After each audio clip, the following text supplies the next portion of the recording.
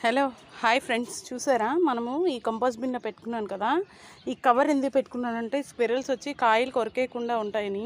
చూసారా, పాలినేషన్ చేసినవి కొన్ని పెద్దగా అయ్యాయండి. చూపిస్తాను చూడండి, ఇది పెద్దదైంది. అన్నీ ఒకే సైజులో రావాలి అంటే మనం పెంచేది ఇది. చూడండి, దాదాపుగా 1/2 కిలో వచ్చిందండి ఒకటి.